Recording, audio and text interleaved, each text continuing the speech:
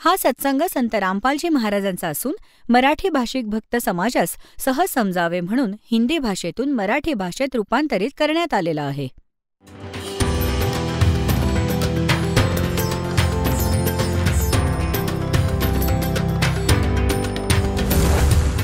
और ज्ञान सब ज्ञान डी कबीर ज्ञान सो ज्ञान और जैसे घोड़ा तोब कायम करता चले मैदान.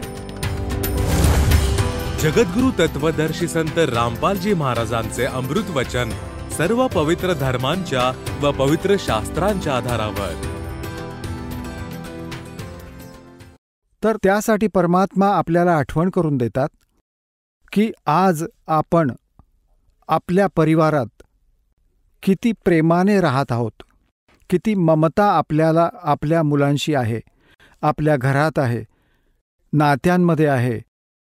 आणि एका सेकंदामध्ये मृत्यू झाला हे तर होतच आहे आणि होणारच. आता ह्या सत्याला आपण कितीही अनदेखा करायचा प्रयत्न केला तर तीच गोष्ट आहे की मांजरीला येताना कबूतर डोळे मिटून बसला की मला दिसलीच नाही. त्याचे डोळे बंद करून घेण्याने मांजर टळली गेली नाही. त्याची आपले अज्ञान विचार आहेत, तर त्याने पळून जाऊन उडायला पाहिजे होते, वाचू शकला असता. तर अशीच एक मृत्यू म्हणजे अशी स्थिती आहे तुमची. आपण याला खूप घाबरत असतो आणि तो परत येऊनच राहतो मृत्यू. तर ह्यापासून वाचवायलाही उपाय सांगितलाय परमात्म्याने. कबीर ये तन जावेगा सके तो ठहर ला, एक सेवा कर संत की गोविंद के गुण गा. आता हा प्रसंग जरा नंतर घेऊ, पहिल्यांदा हे समजावून घेऊ की परत यासारखी आज सारी व्यवस्था तुमच्याजवळ आहे. आज खूप प्रसन्न आहेत सगळे आणि एक सेकंदामध्ये मृत्यू झाला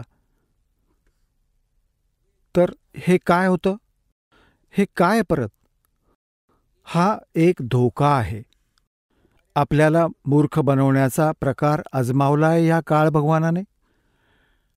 आता ही गोष्ट जीवाला शक्य नाही, कारण की आपण तर बांधले गेलोत. आपल्याला बिलकुल शक्य नाही. यासाठी परमात्म्याने प्रकार सांगितलाय.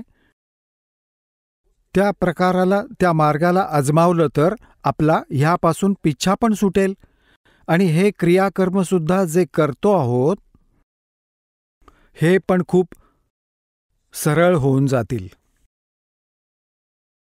आता जसं कोणी 5-10 प्राणी ठेवले आहेत आणि आधी हाताने, असे आतासुद्धा हातवाले खूप आहेत. त्यांचं चारा कापण्याचं मशीन आहे, गंडासीर म्हणतात त्याला आमच्याकडे. तर इथे एकतर तो हाताने काम करतोय आणि एक त्याने पॉवरचं कनेक्शन घेऊन टाकलंय, विजेचं, आणि मोटार घेऊन ठेवली आहे. आणि मग बघतो बसल्या बसल्या ते कट कट कट कट कापतंय, उचलून उचलून त्यात ठेवायचं. आता जे 2-3 तासांचं काम तर 20 मिनिटात होऊन जातं. तर ह्या प्रकारे आपण ज्या आपल्या परिवाराची गाडी स्वतःच खेचतो आहोत, त्यासाठी परमात्म्याने म्हटलंय की तुम्ही ह्याच्यावर मोटर लावा आणि खूप सहज लावली जाईल. आणि मग बघा तुम्ही पण बसा, गाडी पण चालेल. तर आपण सगळे आपल्या हिशेबाने आपली गाडी खेचतो आहोत. परमात्म्याचे कनेक्शन मिळाल्यानंतर तुम्हाला पॉवर मिळून जाईल, ती मोटर मिळून जाईल जी त्याला फिरवेल, चालवेल आपोआप. तर ती कामे पण हलकी होतील जी आपण नाही करू शकत, जे पॉवर करत असते. तर अशा प्रकारे ती साधना, तो विधी, ज्याने त्या पॉवरची म्हणजे परमात्म्याची शक्ती आपल्याला प्राप्त केली, ज्याने आपली संसाररूपी, परिवाररूपी गाडी पण ठीकपणे चालेल. तर तो दास आपल्याला सांगत आहे आणि हे अजूनपर्यंत कोणाला प्राप्त झालं नाही. आणि ज्या कारणाने आपण भगवानाच्या शोधात लागलो तरीही तेवढाच संघर्ष, तेवढ्याच समस्या आपल्या घरावर, शरीरावर बनून राहिल्या, कारण की आपल्याला ते पॉवरचं कनेक्शन मिळालं नाही. आणि जिथून आपण कनेक्शन घेऊन ठेवलं होतं त्याचं मागून कुठे पॉवर हाऊसशी कनेक्शन नव्हतं. ते खोटं बोलत होते, ते नकली होते. तर पुण्यात्म्यांनो, प्रसंग चाललाय की परमात्म्याने काय सांगितलं. जसं एक पान वृक्ष फांदीपासून तुटून खाली पडतो आणि तो पडत असताना काय सांगतोय?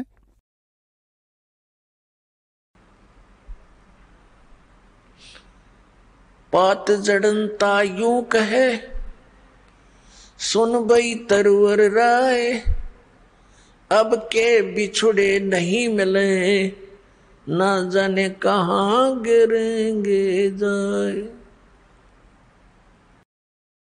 आता ते पान समजा. उदाहरण देत आहेत भगवान कबीर परमात्मा. तुम्हाला आणि आम्हाला सतर्क करत आहेत की आपण जेव्हा या भल्या बुऱ्या परिवारातून चालले जाल, मृत्यूचा समय निकट येईल. कोणत्याही कारणाने होऊ शकेल, जसे कोणी रोगी होऊन जातो, असाध्य रोग होतो, कॅन्सर असेल किंवा आणखी कुठला आजार असेल. परमात्म्याची भक्ती करत नसतो तो प्राणी, तर तो मरते समयी असं म्हणतो, हे भगवान, माहिती नाही कुठे ठिकाण असेल. तर भगवान आठवण करून देतात की एका परिवाराला सोडून जेव्हा प्राणी जातो तेव्हा त्याची स्थिती खूप भयंकर होत असते. त्याची ममता, त्याची पकड त्याच परिवारात जखडून राहते. जो भक्तीहीन आणि ज्ञानहीन प्राणी असतो तो तसाच परत पशुपक्षी बनून, कुत्रा-कुत्री बनून त्याच गल्लीत भरकटत राहतो. वो जा आशा ता बासा होई, मन करम वचन सुमरियो सोई. पात जड़नता यूं कहे, सुन भी तरवर राय, अब के बिछुड़े नहीं मिले, न जाने कहाँ गिरेंगे जाए. आता परमात्मा म्हणतात, हिडकी दे दे रोएगी सुरता, जब तू चालेगी अकेली. ह्या आत्म्याला सुरता की सुरती सुद्धा म्हणतात. एक संबोधन म्हणून म्हणतात, हे लाडक्या आत्म्या, जेव्हा तू पुऱ्या परिवाराला सोडून एकटा इथून जाशील तेव्हा तू पछाड खा खाऊन टक्कर मार मारून रडशील, स्पुंदून स्पुंदून. तुझं कोणी नाही ऐकणार. मग फिर क्या काय सांगतात? बताते हैं, पात जड़नता यूं कहे, सुन भी तरवर राय, अब के बिछुड़े नहीं मिले, ना जाने कहाँ गिरेंगे जाए. तरवर कहता पात से. आता काय म्हणतात परमात्मा की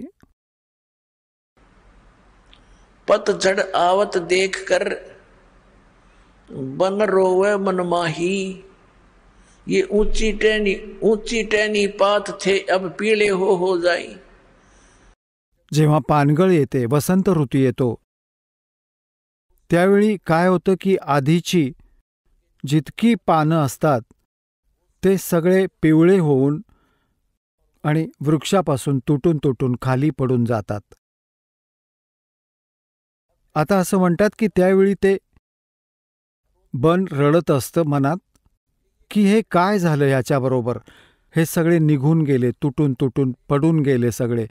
आजपर्यंत मस्ती करत होते, फडफड फडफड करत होते हवेच्या झोक्यात, किती छान दिसत होते. तर हे वनसंसार आहे आणि आपण या फांद्यांना चिकटलेली पाने आहोत. तसेच आपण तुटून तुटून पडत जातो, पिवळे होऊन जाऊ, म्हातारे होऊ, म्हातारपण आले, सफेद केस झाले, गळतात. आता चालली एक एक करून जायला निघाली. तर समजा की आता ह्या झाडापासून तुटून पडण्याची वेळ आली आणि त्याचं हे पण नाही माहिती की केव्हा वेळ येईल. तसं तर अंदाज आपल्याला आहे, अप्रॉक्सिमेशन की 90, 80, 100 वर्षांपर्यंत जगूच. तर जसं कोणी आज 80 वर्षांचा झाला असेल तर तो ह्या आशेवर जिवंत आहे, थांबलेला आहे की 100 वर्षांपर्यंत तर म्हणतात की जगतोच माणूस, जीवन चालूच राहते. आणि हेच आज सगळ्यात धोकादायक आहे की इतकी वर्ष तर माझी अजून बाकी आहेत.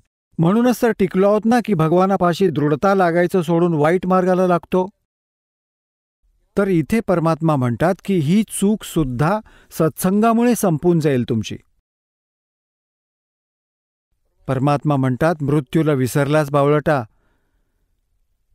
हे आश्चर्य केलं कोणी? आणि तन मातीत मिळून जाईल. तर मृत्यूला विसरला, ही गफलत करून बसला. ह्याच कारणाने तू चोरी करतोस, बकवास करतोस, डाके घालतोस, मिळावट करतोस, लाच घेतोस आणि मोठी मोठी घरे बांधतोस. तुला मृत्यू आठवत नाहीये. आता परमात्मा आठवण करून देतात की वो ऊंची टहनी पात थे वह पीले हो जाई, पात जड़नता यूं कह सुन भी तरवर राय, अब के बिछड़े नहीं मिले ना जाने कहाँ गिरेंगे जाए. फिर तरवर कहता पात से. आता जसे कोणी व्यक्ती मृत्यूच्या निकट असेल, कुळातील लोक आसपास येऊन बसतात आणि मग त्याला सांत्वन देतात की अरे बाबा, इथे सगळ्यांनाच जायचंय, चिंता कर किंवा करू नकोस. जे बाकी वाचलेत यांचा पण मृत्यू होणारच आहे, मागे बघून घे, कोणी राहिले नाही. तर अशा प्रकारे त्याच्यामध्ये थोडी दृढता येण्यासाठी अशा गोष्टी चालतात. पण त्यांच्याकडून होत काहीच नाही. जेव्हापर्यंत प्राणी पहिल्यापासूनच परमात्म्याच्या चरणी लागलेला नसतो, त्याच्यावर या गोष्टींचा परिणामच नाही करत. पहिल्यापासून भक्तीत लागला असेल, भक्तीच्या शक्तीने, भक्तीच्या कमाईने, मंत्रांच्या कमाईने, त्यावेळी तो थोडा बहुत जर डगमगत असेल परिवार बघून, तर त्याला आठवण करून देण्याने तो लगेच दृढ होतो, कारण की त्याचा पाया मजबूत असतो. आणि परत तो विसरून जातो संसार आणि परमेश्वराशी सुरती लावून घेतो. आणि भक्ती आणि ज्ञानहीन प्राणी, मग त्याला काहीही म्हणा परिणाम होत नाही, त्याची सुरती तिथे जखडून राहते. तर इथे अब तरवर कहता पात से सुनो पात एक बात, यहाँ की यही रीति है, एक आवे एक जात. आता जसे त्या पानगळीच्या वेळी फांद्यांवरून पाने तुटून तुटून पडत होती, आधीचे तर पडले, संपून गेले. कोण घाण नाल्यात पडला, कोणी पशूंच्या पायाखाली तुटून नष्ट झाला, आणि लगेच परत पालवी फुटून येते, नवी पाने. 10 किंवा 15 दिवसात हिरवेगार होऊन जाते ते झाड. आणि मग ते काही, ती जी पाने नवीन आली आहेत ती 1 वर्ष नाचून गाऊन घेतील, फडफड फडफड करतील, मग ते पण ह्या स्थितीत जातील. तर परमात्मा आपल्याला आठवण करून देतात ह्या उदाहरणाच्या माध्यमातून कि तरवर कहता पात से सुनो पात एक बात, यहाँ की यह रीति है, एक आवत एक जात. आजोबांची वेळ झाली, नातू तयार होऊन गेला. आता 50, 60, 70 वर्षांच्या नातवाची वेळ आली, इथे कोणालाच राहायचं नाहीये. तर परमात्मा आपल्याला आठवण करून देतात, हा आपला लोक नाहीये, हा देश राहण्याचा नाहीये, आणि तुम्ही तिथे जाण्याचा प्रयत्न नाही करत जिथे तुम्हाला सर्व सुखे मिळतील, जिथे वृद्धावस्था नाहीये, तिथे मृत्यू नाही होणार. सांगा, इतके सुंदर स्थान आणि तुम्ही ते ग्रहण करत नाही आहात, कारण की तुम्हाला ज्ञान नाही. तुम्हाला हा विश्वासच नाहीये की असा कुठला लोक आहे, कारण की ह्या नकली संतांनी आणि या पंथांनी परमात्म्याला बर्बाद केले. ह्या भक्तिमार्गात नाव निशाण मिटवून टाकले.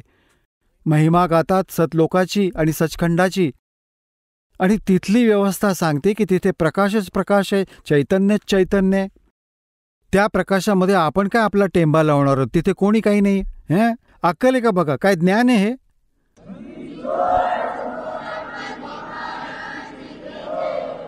कशी रुची निर्माण होईल तिथे जाण्याची? म्हणतात की आत्मा त्याच्यामध्ये असा मिळतो जसे काही थेंब समुद्रामध्ये. ही काही गोष्ट आहे काही प्रमाण असं परमात्म्याच्या ज्ञानामध्ये? तर तिथे पुरी व्यवस्था आहे त्याची. तर हे नक्कल आहे, डुप्लिकेट माल आहे हा सारा इथला, ॲज इट इज रिस्की आहे.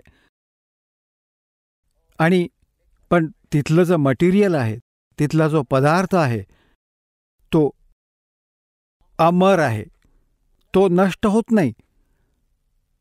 जसे एक सॅम्पल आहे, तिथले गंगेचे पाणी सतलोकातून आले आहे. ह्याविषयी ना ब्रह्माला माहिती आहे, ना विष्णूला, ना ह्या ऋषीबिशींना. यांची तर खूप खालच्या स्तराची कहाणी आहे. तर हे परमात्म्याने एक सॅम्पल पाठवून ठेवलंय की आपले मटेरियल आहे, असा पदार्थ आहे तिथे, ह्या गंगेच्या पाण्याला तुम्ही कुठेही ठेवा उचलून. ह्या सायंटिस्टनी डोके फाडून बघितले, ह्याचं कुठलं लक्षण नाही शोधू शकले की कोणत्या कारणाने हे आलंय. परमात्म्याचा महिमा कुठलं सायन्स काय समजू शकणार? हे सायन्स परमात्म्याच्या मटेरियलने बनलेल्या सायंटिस्टला भगवानाला विसरू लागले, नास्तिक बनू लागले. तर ह्या कलियुगात आपल्याला एक सगळ्यात मोठी खुशी आणि सहयोग या शिक्षणाचा हा आहे की आपण भगवानाला ओळखू शकतो, अन्यथा त्याची अजिबात गरज नव्हती. ह्याने काय बनवले? परमाणु बॉम्ब बनवले, हवाई जहाजे बनवली, कार बनवल्या, सारा दिवस फुर्र फुर्र, आणि शांती एका क्षणाचीही नाही. जिथे मायाला प्रवेश आहे तिथे शांती नाही असू शकत. ह्याची पदराला गाठ मारून ठेवा. शांती होईल.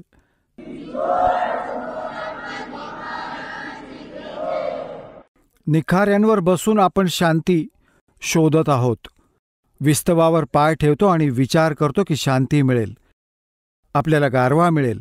तर माया तर विस्तव समजा, हे निखारे आहेत, आणि ज्याच्याकडे जास्त आहेत तितके जास्त त्याच्याकडे आहेत. कधी स्वप्नात सुद्धा त्याला सुख नाही मिळू शकत. आणि जिथे भक्ती आहे, परमात्मा साथ आहेत, मग ह्या मायेला सुद्धा परमात्मा आपल्या हिशाबाने सेट करून देतील. त्यासाठी परमात्मा म्हणतात, माया दासी संत की भगत की और उभय दे आशीष, विलसी और लातों छड़िया सुमर सुमर जगदीश. जेव्हा आपण परमात्म्याला शरण जाऊ, सतनामाचा सच्च्या नामाचा जप करू, ही माया आपल्या चहूबाजूला पडून राहील, पण परत आपल्याला हिची आवश्यकता ना राहील. आता जसे आपण दारू पित होतो, बिडी पित होतो, म्हणजे आपण दास पित नव्हता, नुसते सांगतोय, बिडी पिडी कधी प्यायलो नाही.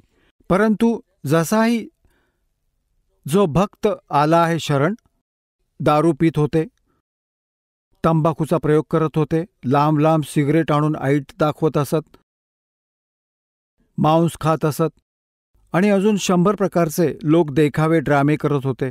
हे सारे सुटून जाईल या भक्तिमार्गात, हे प्रतिबंध लावले जातात. तर माया जी वेस्ट जात होती, एक दारू पिणारा, त्याचे तर एस्टिमेट लावू शकत नाही, एका दिवसात किती नाश करून घेतो. एक सिंपलसी बीडी आणि तंबाखूचा प्रयोग करणारा, सिगरेट पिणारा, कमीत कमी 20-30 रुपये डेली वेस्ट बर्बाद करून टाकतो. कदाचित आज तर जास्त झाले असतील. तर महिन्याचे एस्टिमेट लावले तर 1000चा, तर त्याचा कमीत कमी खर्च झाला असेल, हे वाचले. मग दारू प्यायचे एक अजून एस्टिमेट काढले तर एका महिन्याला 10,000 पिऊन नाश करेल. तर ते असा जे आपण लोक देखावा आणि हा अननेसेसरी वस्तूंचा प्रयोग करत होते, ते संपून जाईल. मग ती माया तुमच्या चहूबाजूंना राहत असेल, थोड्याशा कामात चांगला निर्वाह होईल. परमात्म्याच्या भक्तीत इतकी शक्ती आहे. जसे आधी आपण पाहत होतो, एक शेठ होता, त्याच्या मुलाच्या पोटात दुखत होते, असह्य पीडा होत होती. अचानक घेऊन गेले हॉस्पिटलमध्ये, प्रायव्हेट हॉस्पिटलमध्ये, जो त्यांचा जाणकार होता. त्याने फटाफट त्याने पाहिले, लगेच इतकी पीडा आहे, तर त्याने आपल्या विचाराने ऑपरेशन करून टाकले. अपेंडिक्स ऑपरेशन करून टाकले, अपेंडिक्स काढून टाकले. पीडा जशीच्या तशीच राहिली. जेव्हा ती अँटी पेन किलर बंद केली तर जशीच्या तशीच पीडा. परत त्याच प्रकाराने दुसऱ्या डॉक्टरकडे घेऊन गेले. त्याने काय पाहिले की ह्याने ती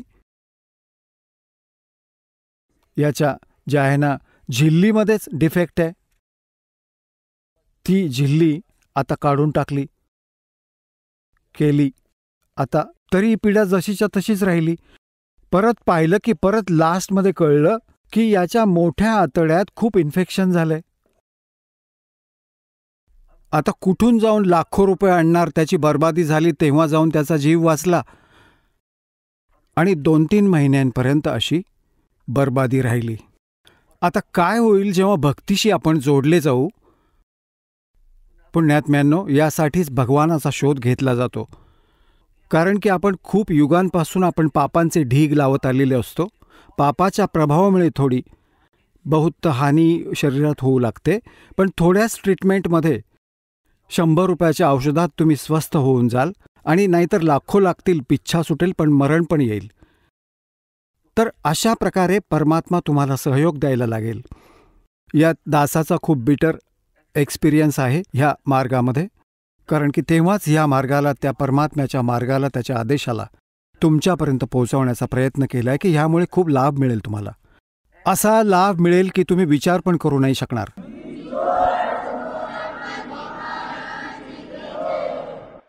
भगवानाला आपण ह्यासाठीच शोधत होतो की तो आपल्याला सर्व सुख देतो. तर तो सर्व सुखदायी परमात्मा मिळालाच नव्हता, आता मिळालाय सर्व सुखदायी.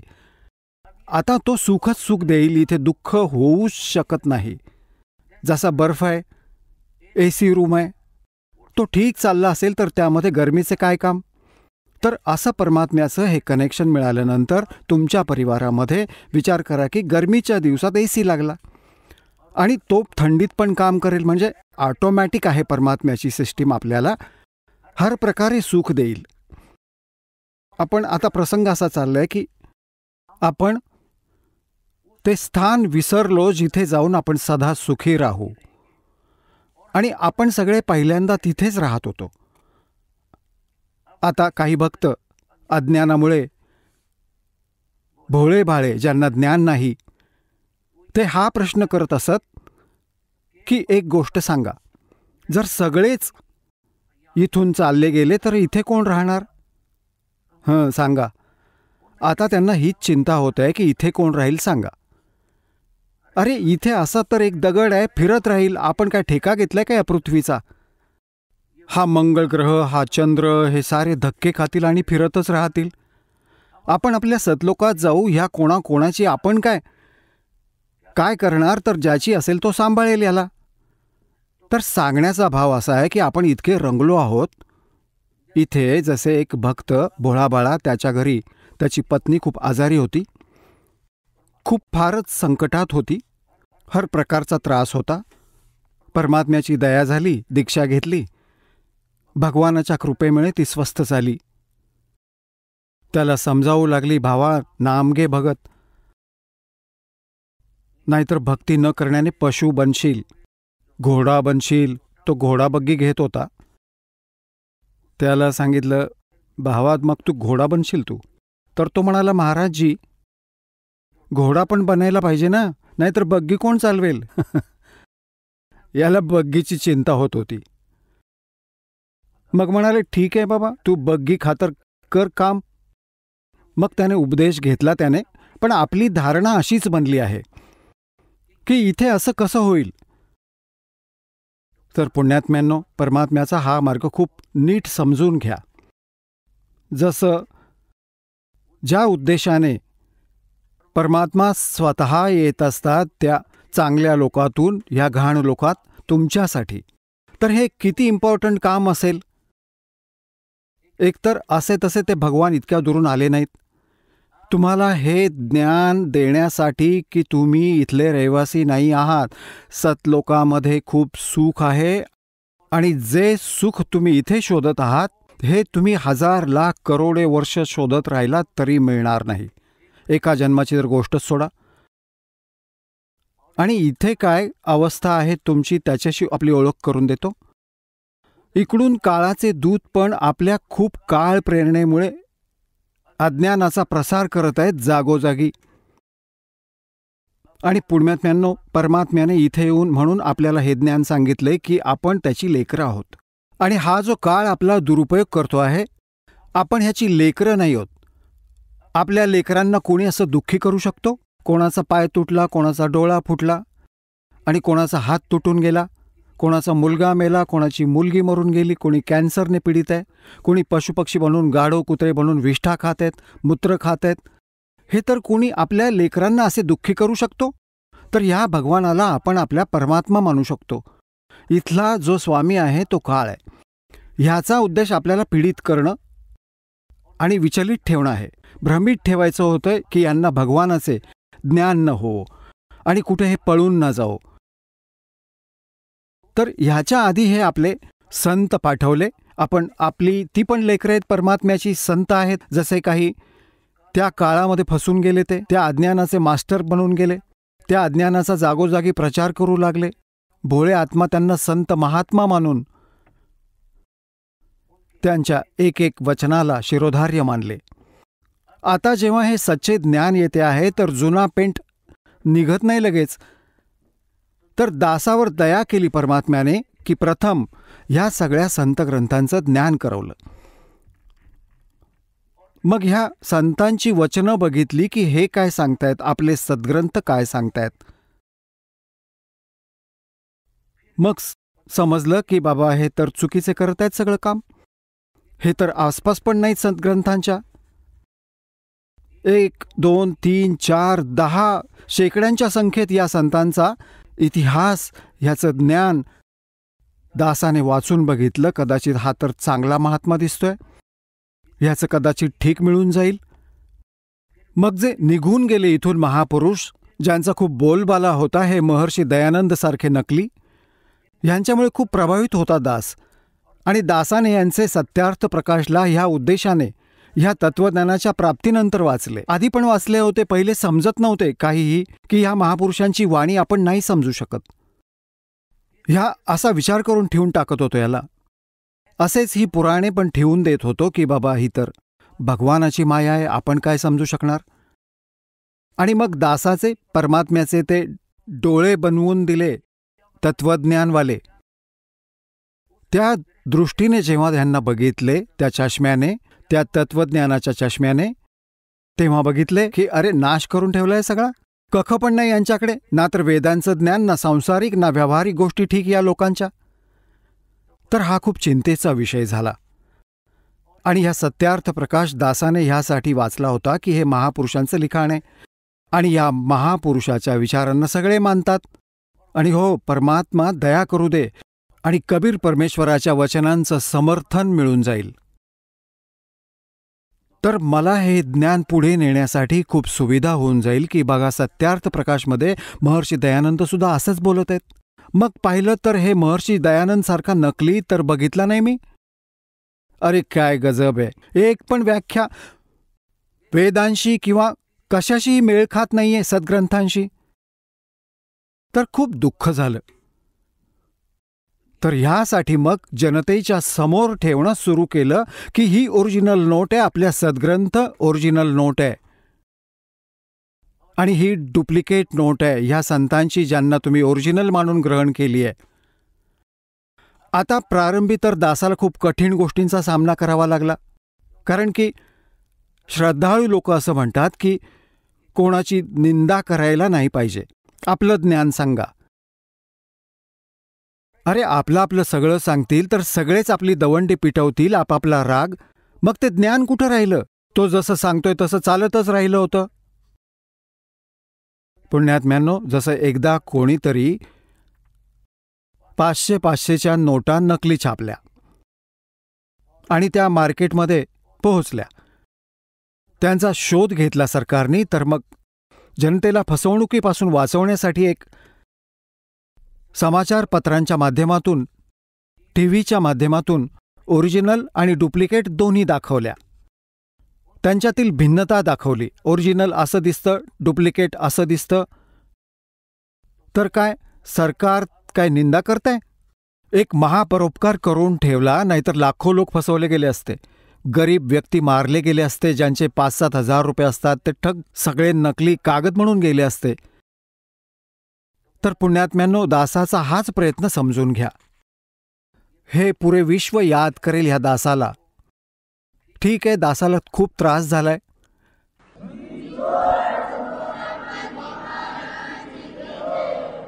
ह्या सच्चाईला समोर आणण्यासाठी, ज्ञान समोर आणण्यासाठी सहयोग होता कबीर भगवानांचा. पण दास त्यांचा बैल आहे आणि त्याच आधाराने ही गाडी खेचत रुळावर चढवली आहे. पहिल्यांदा तर खड्ड्यात चिखलात घालून ठेवली होती आणि यामध्ये बरीच संकटे आली दासावरती. बरोबर आमची लेकरं जी परिचित झाली होती त्यांनी खूप सहयोग दिला आपल्या भावा बहिणींना समजावताना. तिथपर्यंत हा संदेश भगवानांचा पोहोचवण्यासाठी खूप सहयोग दिलाय. आणि तुमचे सुद्धा हे कर्तव्य बनते की सच्चाई जी आहे आणि सच्चं ज्ञान आहे, याने पुऱ्या विश्वात शांती होईल. प्रत्येक प्राण्याचं कर्तव्य बनतं पहिल्यांदा तुम्ही चांगल्या तऱ्हेने समजा दासाच्या विचारांना, सद्ग्रंथांना आणि त्या पुरुषांचे विचार ज्यांची दास तुम्हाला ओळख करून देतो की त्या महापुरुषांनी पण अशी साधना केली, त्यामुळे त्यांना मोक्ष मिळाला. तर ते चांगल्या रीतीने समजून मग आपण समजा आणि मग बरोबर इतरांना पण ट्राय करा प्रेमाने.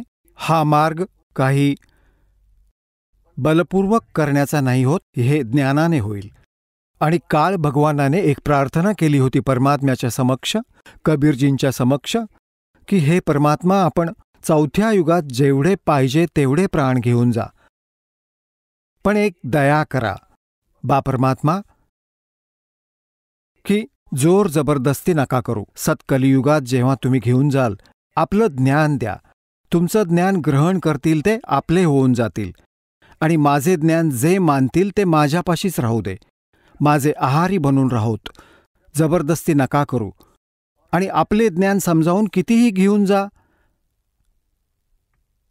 आता पुण्यात्म्यांनो, परमात्मा म्हणाले होते, ठीक आहे बाबा, ज्ञान वगैरे तर मी घेऊनच नाही जाऊ शकत आधीच, आणि तसंच घेऊन जाईन तर ते तिथे टिकणार नाहीत, परत येतील वापस.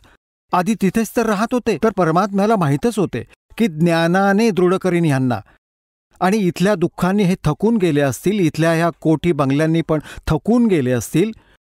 तुम्ही बघत आहात की विदेशात सगळ्या सुविधांची साधनं वैज्ञानिकांनी बनवली, आणि ते काय म्हणतात, कालव्याच्या किनारी फिरून शांती प्राप्त करतात, त्या भल्या मोठ्या खोल्या व सगळ्या सुविधांना सोडून. जर हे आधीच आपल्या आवाक्यात राहिले असते तर कशालाही डोकेदुखी झाली असती, कशाला गोळा केली. तर अशी ही शांती होणारच आहे तिथे. हे तर एक तुफान उफान आहे. ह्या काळाने टाकलेले, हे बनवा, ते बनवा, रिमोट बनवा, ह्याने सुख होईल. कसं सुख होईल? सुख तर परमात्म्याच्या भक्तीने होईल. येणाऱ्या कष्टांपासून बचाव होईल, त्याने सुख होईल. तर प्रसंग असा चालू आहे, तिथेच येऊयात, की परमात्म्याने येऊन आपल्याला ज्ञान दिलं आहे की सतलोकामध्ये तुम्हाला कोणतंही दुःख नाही, आणि तिथे चला, तिथे जाऊन तुम्हाला परमशांती मिळेल. आणि परमात्म्याने सांगितलं होतं की जसं आपलं ज्ञान देऊन तुम्ही इथून घेऊन जा. जसं वेदांमध्ये प्रमाण आहे, तुम्हाला खूप वेळा दाखवलं आहे, वेळ आल्यावर दाखवू आज पण, की तो परमात्मा सतलोकातून गती करून येत असतो.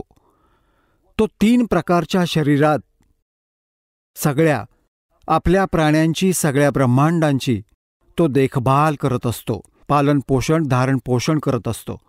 एक शरीर आहे, मनुष्य सदृश्य परमात्मा, नरनारायण देह आहे. हे शरीर मनुष्यालाही परमात्म्यासारखेच मिळाले आहे, पण त्याचे सामर्थ्य, परमात्म्याची शक्ती, त्याचा नूर इथे विशेष आहे, वेगळा आहे, आपल्यापेक्षा जास्त. म्हणून तर परमात्मा आहे. एक आत्मा, एक परमात्मा. तर आपोआप 2 झाले. एक श्रेष्ठ आत्मा, एक आत्मा सिंपल. तर असेच एक राजा, एक मनुष्य, एक नागरिक आहे, एक राजा आहे. चेहरा दोघांचा एकसारखा आहे. मनुष्य दोघेही आहेत, परंतु त्यांच्या सामर्थ्यात दिवस व रात्रीसारखा फरक आहे. असेच परमात्मा आणि जीव समजा.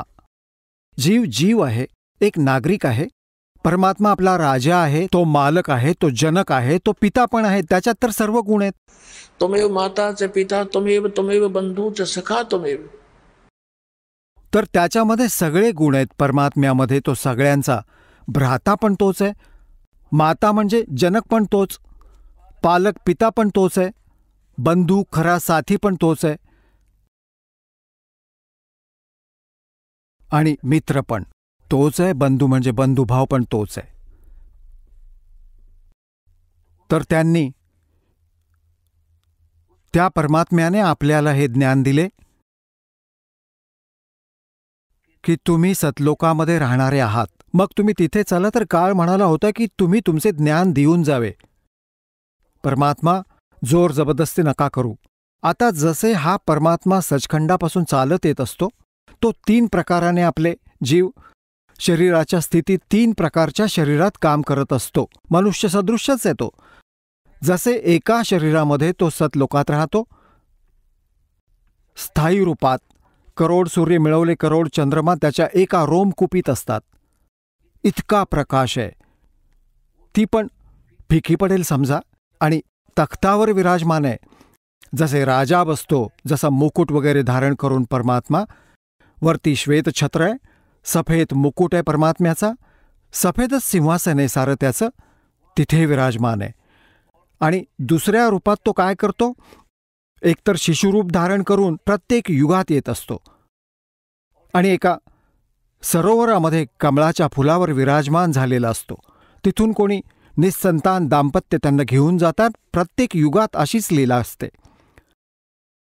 आणि मग तो कुमारी गायीचं दूध पित असतो. कुमारी गाय दूध देत असते, परमात्मा पितात, त्याच्या पालनपोषणाची लीला अशी पुरी होते. त्या कुमारी गायीचं दूध कुठून येतं? ते सतलोकातून येतं. आणि मग ही तर दुसरी स्थिती झाली परमात्म्याच्या शरीराची. मग हळूहळू मोठे होतात, छोटे वय असतानाच प्रचार सुरू करतात. परमात्मा जे आपल्या त्या देशातून घेऊन सतलोकातून येतात. वेदात लिहिलं आहे की परमात्मा सतलोकातून चालत येतात, ते तिथे तिसऱ्या मुक्तिधामामध्ये राहतात, सतलोकामध्ये.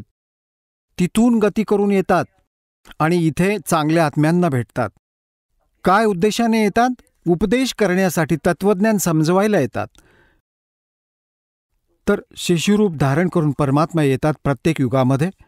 तर हळूहळू मोठे होतात, आपल्या ज्ञानाचा प्रचार करतात. ही दुसरी स्थिती. आणि तिसऱ्या स्थितीत ते कसे येतात शरीरामध्ये?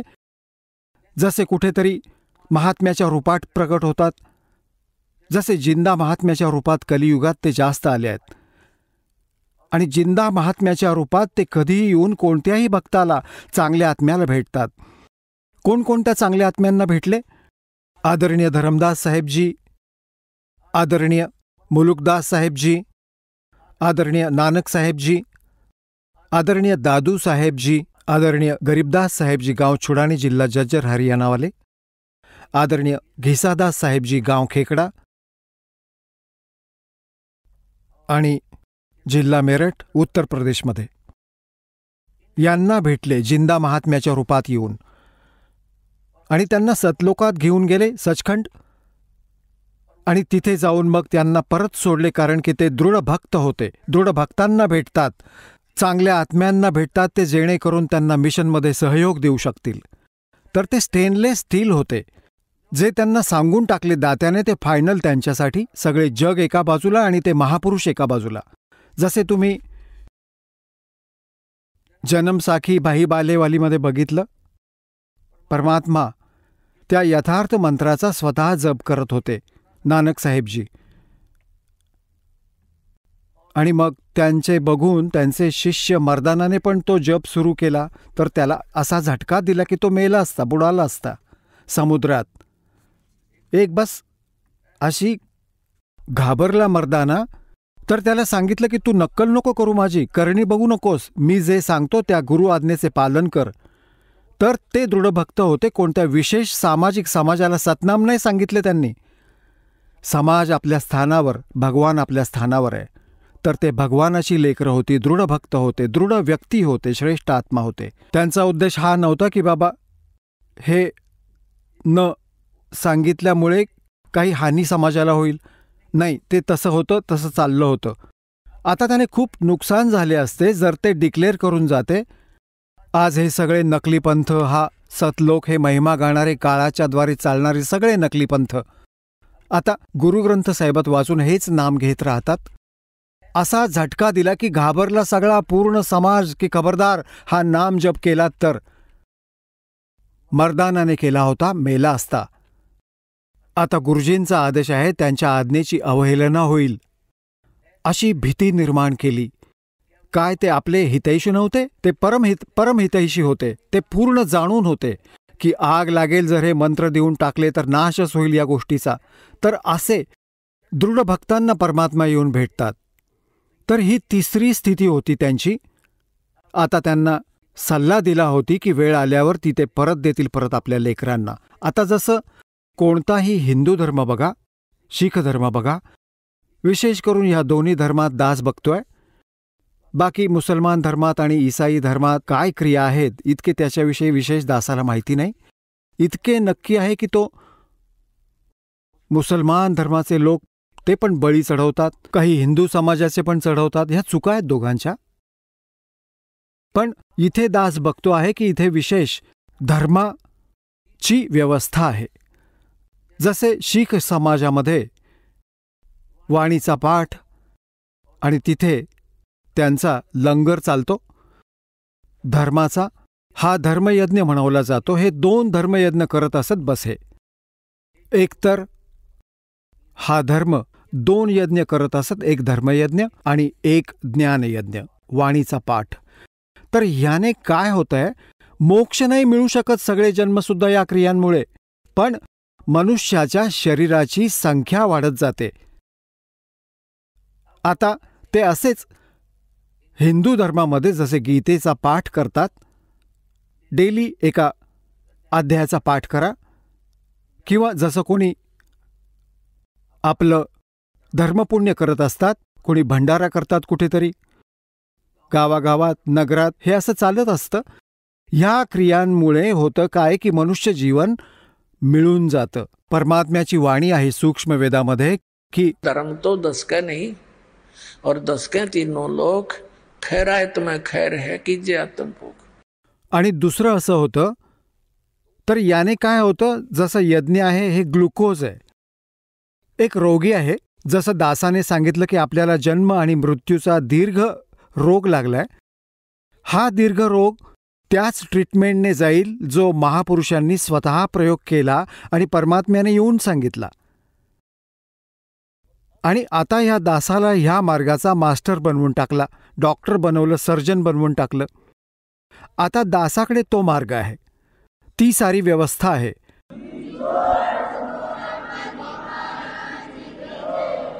आणि त्या महापुरुषांनी काय केलं की ह्या सगळ्या मानव समाजाला ग्लुकोज लावून टाकलं. ग्लुकोज जे असतं ते रोगाचा नाश करत नाही, हे शरीराला नष्ट होण्यापासून वाचवत असतं, पाण्याच्या कमीची पूर्ती करत असतं.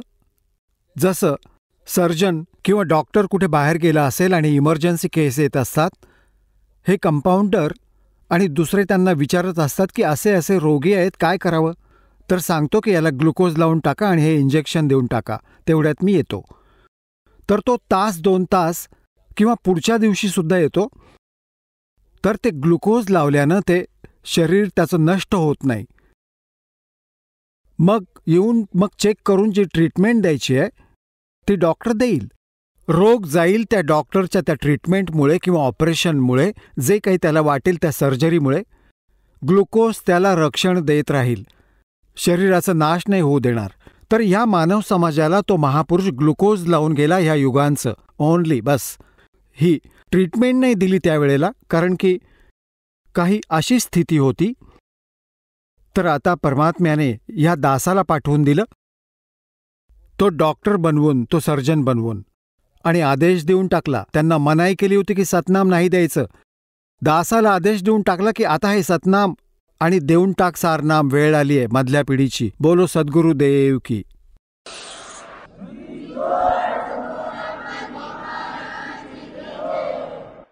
तर पुण्यात्म्यांनो, असा प्रसंग चालू आहे की ह्या दृढात्म्यांनी परमात्म्याच्या प्रत्येक आज्ञेचं पालन केलं. आता जशी गोष्ट चालू आहे की ज्ञान देऊनच तुम्ही घेऊन जावं आपल्या लेकरांना, आपलं ज्ञान स्वीकार करू आपलं. आता जसं परमात्मा भेटले होते हजरत मोहम्मदला, ज्यामुळे मुसलमान धर्म चालला. आता तो चांगला आत्मा होता, दृढ भक्त नव्हते ते. आता इथे त्यांचे लाखो शिष्य झाले होते. परमात्मा त्यांना आले, भेटले, जसे ते आपल्या विधानानुसार चांगल्या आत्म्यांना भेटतात.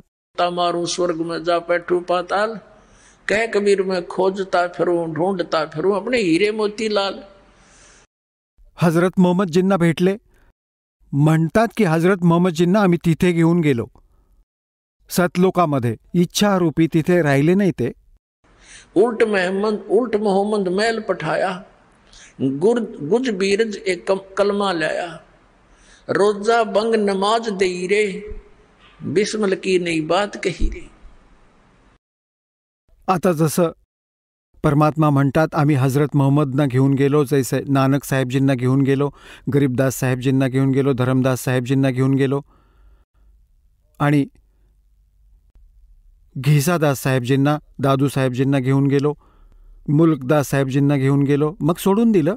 त्यांना दृढ होऊन भगवानाची प्रत्येक गोष्ट स्वीकार केली. त्यांनी तिथेच सांगून टाकलं होतं की भगवान आम्हाला इथेच ठेवा. परंतु हजरत महम्मद तिथे नाही राहिले. आपल्या मर्जीने ते म्हणाले, नाही, मी इथेच ठीक आहे. आणि तिथे पण मला खूप प्रचार करायचा आहे, खूप. अजून तर काम अपूर्ण राहिलंय. आता परमात्म्याने विचार केला, चला याला थोडा आराम देऊयात.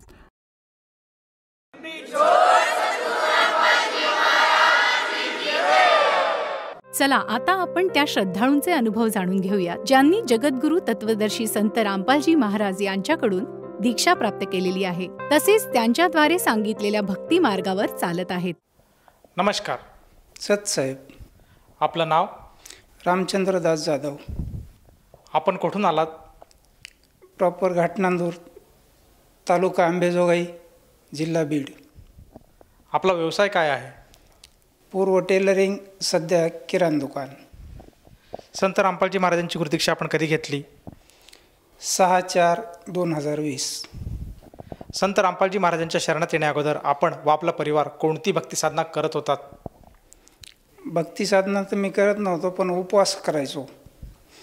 12 महिन्याचे शनिवार, 12 महिन्याची एकादशी आणि माऊली महाराजाचे चाकरवाडीची महिन्याची मासिक वारी, एवढी साधना करायचो. सर, संत रामपालजी महाराजांच्या मार्गाबद्दल आपल्याला कसं कळालं आणि आपण त्यांच्या शरणात कसे आलात? संत रामपालजी महाराजांचे अनुयायी आमचे शेजारी होते. मग एक दिवस उन्हाळ्याचे दिवस होते, मी शारीरिक त्रासानं ग्रस्त होतो आणि ते लाईट गेली म्हणून बाहेर येऊन बसले. ते बाहेर आल्यानंतर मी पण त्यांच्याकडे बाहेर आलो. म्हणले बसा. त्यांच्या शेजारी सावलीला बसलो. ते मेमरीवर सत्संग लावून बसले होते. तर त्यांचा ते पूर्ण सत्संग ऐकला. सत्संग ऐकल्यानंतर भगतजींनी विचारलं की तुम्हाला काय समजलं? मी म्हणलो समजलं तर काही नाही, पण आजपर्यंत हे माझ्या कानावरही आलेलं नाही, माझ्या सगळं वरून गेलं. तर म्हणले काही हरकत नाही, मी एक तुम्हाला पुस्तक देतो, आध्यात्मिक ज्ञान का गोला. ते पुस्तक वाचा आणि पुस्तक वाचल्यानंतर संध्याकाळी टी व्हीला कार्यक्रम असतो संत रामपालजी महाराजांचा, तो पहा. तर मी ती पुस्तक वाचण्याचा प्रयत्न केला, पण मला काही पुस्तक वाचू दिलं नाही. पुस्तक वाचताना कंटाळा यायचा, झोप यायची, आळस यायचा. पुस्तक काही मला पूर्ण वाचायला मिळालं नाही. मग मी कार्यक्रम पाहण्यावर भर दिला, ध्यान देऊन लक्ष देऊन कार्यक्रम ऐकायचा. तर ते पूर्ण माझ्या आत्म्याला पटायला लागलं. पटायला लागल्यावर आकर्षित झालो मी ते कार्यक्रमात. भगतजीला मी माझ्या मनोमनी सांगितलं की भगतजी आपल्याला दीक्षा घ्यायची. म्हणजे ठीक आहे. पण मी बोललो ज्यावेळेस आमची भगतमती म्हणेल की ही दीक्षा घ्यायची त्यावेळेस मी होकार देईल, मी माझ्या मनानं बोलणार नाही. आणि ह्या त्रासाला कंटाळल्यामुळं माझे सगळे नातेवाईक माझा आधार सोडून दिला होता, मला एकट्याला सोडलं होतं. भगतमतींनी अंतर घेतला, मात्यापित्याने अंतर घेतला. त्यामुळं माझी मेमरी काहीही काम करायची. काही वेळेस मी त्या शेवटच्या टोकाला जायचो की आपलं आता काही राहिलं नाही, आपण संपायला पाहिजे. पण ज्यावेळेस मी प्रयत्न करायला गेलो त्यावेळेस भास व्हायचा, पप्पा मी तुमचा डबा घेऊन आलो. त्यावेळेस मला भुरळ पडायचं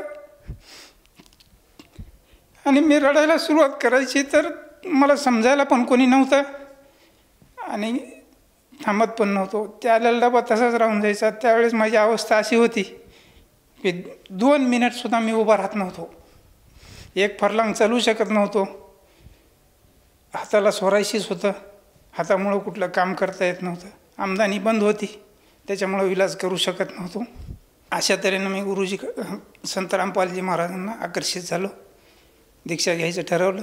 दोघांनी मिळून एकाच वेळी दीक्षा घेतली.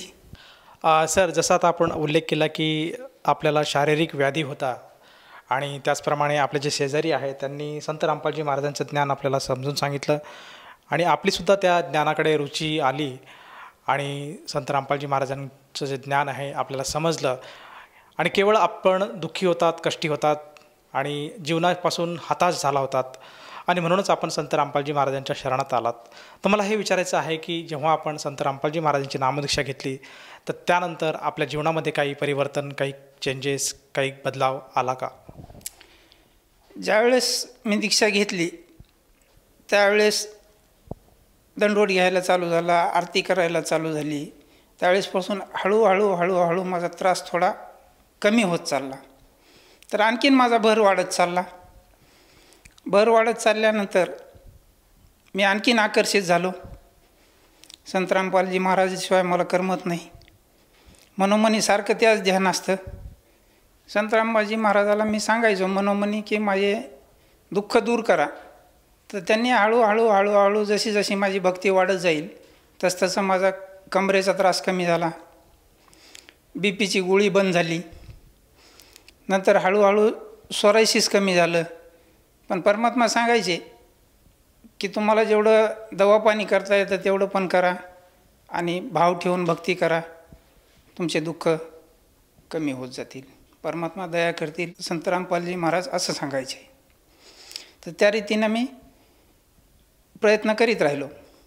तर आजपर्यंत माझे जवळपास 90% दुःख दूर झाले. आता सध्या फक्त हे एवढं राहील, हे पण कमी होऊन जाईल. ह्या हाताने जेवल्यानंतर मला हात पण धुता येत नव्हता, एवढा त्रास होता. सर, जसं तुम्ही सांगत आहात की संत रामपालजी महाराजांच्या सद्भक्तीमुळे आपल्याला ज्या काही शारीरिक व्याधी होते त्या व्याधीतनं आपल्याला आराम मिळाला आणि आज आपण बऱ्यापैकी सुदृढ झाला आहात. तर हा एक मोठा लाभ आपल्या आयुष्यामध्ये आज बघायला मिळत आहेत.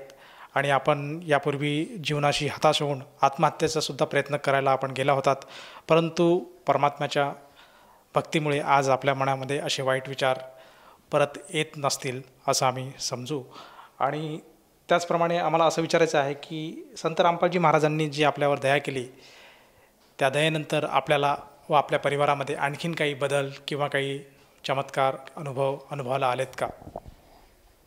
अनुभव असे आहेत की जी आतापर्यंत कधी कल्पना करू शकलो नाही. कारण का आपली आमदानी बंद झाली, कमाई बंद झाली. तर हे संत रामपालजी महाराजाच्या दासाचं घर कसं होणार? तर ज्यावेळेस मी दीक्षित झालो, मी आणि माझी भगतमती, तर दीक्षित झाल्याच्यानंतर मोठा मुलगा कंपनीला जॉईन झाला. त्याच्यामुळं आर्थिक आमदानी वाढली.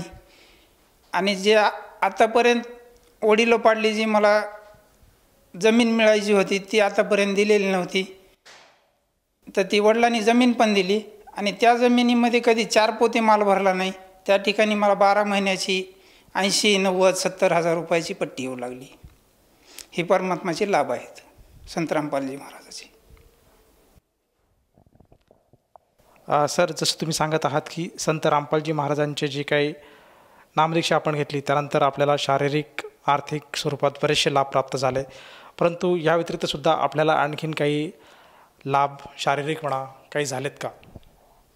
शारीरिक लाभ, मला मुतखड्याचा त्रास झाला पण ते जाणवला नाही. एक रात्री ते मुतखडा निघून गेला, रात्रभर झोप आली नाही. निघून गेल्याच्यानंतर मी डॉक्टरला जाऊन विचारलं किंवा मला असा असा त्रास झाला, तर ते म्हणले तुमचा मुतखडा होता ते ऑटोमॅटिक निघून गेला. तो एक लाभ झाला. यानंतर मी आणखीन एक गोष्ट सांगू इच्छितो की हार्ट अटॅक आला होता. जेवण करीत असताना मी कोरभर चपाती खाल्ली आणि चपाती खाल्ल्याच्यानंतर ऑटोमॅटिक माझा जबडा इकडे इकडे वळायला लागला. त्या दिवसापर्यंत माझा मुलगा कधी थांबत नव्हता डबा दिल्यानंतर, आणि त्या दिवशी तो थांबला. थांबल्यानंतर ऑटोमॅटिक माझे हात वळणा झाले, पाय सून झाले, कमरेपासून मी निकामी झालो. मुलाला म्हणलं अरे बाबा मला कसं तरी व्हायला लागलं. तर त्यानं म्हणलं पप्पा तुम्ही आडवं व्हा. मी आडवा झोपलो तर आडवं पण होता येत नव्हतं. त्यांनी मला हाताने आडवं केलं आणि कचं सगळं शरीर तुडविलं. आणि माझ्या एका मित्राला फोन केला त्यांनी की पप्पाला असं असं व्हायलं, पटकन दवाखान्यात न्यायचं आहे. तो मला तुम्ही कपडे घालून तयार राहा, मी आलोच. त्यांनी आलं, गाडीवर टाकून नेलं. मी मधात बसलो, पाठीमागं मुलगा बसला, तर माझे पाय खाली स्टँडवर टेकत नव्हते, लुळ्यासारखे खाली वरबडत होते. तर दवाखान्यात नेल्यानंतर शासकीयमधून मला पटकन म्हणले ह्यांना आंबेजोगाईला हलवा. तिथून आंबेजोगाईला नेलं. आंबेजोगाईला 3 दिवस ठेवून घेतलं. 3 दिवसाच्या नंतर सांगितलं ह्यांना काहीच नाही, सुरुवातीला दाखवलं त्यावेळेस म्हणले यांना हार्ट अटॅकचा प्रकार आहे, यांना पटकन शासकीय दवाखान्यात न्या. संत रामपालजी महाराजांना मी मनोमनी कल्पना केली होती की मला जो त्रास झाला त्यावेळेस मी पुस्तक वाचत होतो आणि त्यांच्याकडे आकर्षित होतो, त्याच्यामुळं मला या संकटातून त्यांनी वाचवलं. सर, जसं तुम्ही सांगत आहात की संत रामपालजी महाराजांचं आपण ज्ञानगंगा हे पुस्तक वाचत होतात आणि त्यातनं आपली संत रामपालजी महाराजांवर आस्था जडत होती, आपण त्यांच्याकडे आकर्षित होत होतात आणि त्यातच आपल्याला हा अटॅकचा एक प्रसंग आला आणि त्यातून केवळ आपण मनातून संत रामपालजी महाराजांची पुकार केली आणि संत रामपालजी महाराजांनी आपल्याला जीवनदान दिलं. तर आपल्या ह्या अनुभवातून आपण इतर श्रोत्यावर्गांना काय संदेश द्याल? संत रामपालजी महाराजांचं ज्ञान पूर्णपणे समजून घ्या आणि त्यांची भक्ती करा.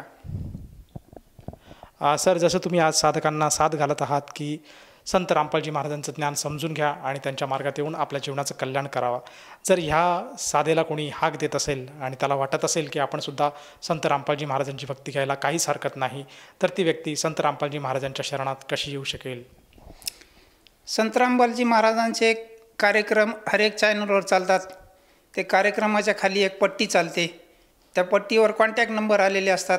त्या कॉन्टॅक्ट नंबरशी संपर्क करून आपण जवळच्या नामदान केंद्राचा ॲड्रेस घेऊन आपण आपली नामदान दीक्षा घेऊ शकता.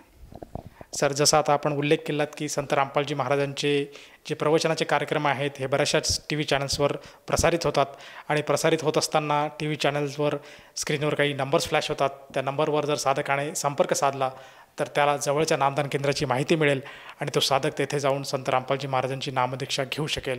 मला असं विचारायचं आहे की या नामदीक्षेसाठी त्या साधकाला किती पैसे मोजावे लागतात? नामदीक्षेसाठी पैसे काहीही मोजावे लागत नाहीत, निःशुल्क नामदीक्षा असते. धन्यवाद सतसाहेब. संपूर्ण विश्वामध्ये 500पेक्षा जास्त नामदीक्षा केंद्र आहेत जिथे निशुल्क नामदीक्षा दिली जाते.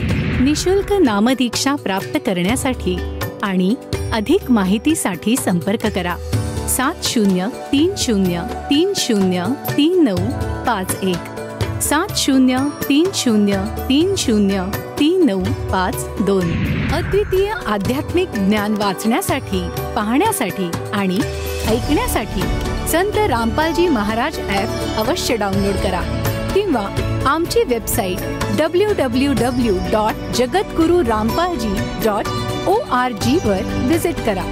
आम्हाला सोशल मीडियावर फॉलो करा. सर्व पवित्र धर्मांच्या पवित्र शास्त्रांवर आधारित प्रमाणित अनमोल पुस्तक ज्ञानगंगा किंवा जगण्याचा मार्ग यापैकी कोणतेही एक पुस्तक निशुल्क मागवण्यासाठी आपण आम्हाला आपले पूर्ण नाव, पूर्ण पत्ता, पिनकोड आणि फोन नंबरसह लिहून 7030303951 किंवा 7030303952 या नंबरवर SMS करू शकता किंवा 7030303950 या नंबरवर व्हॉट्सअप देखील करू शकता.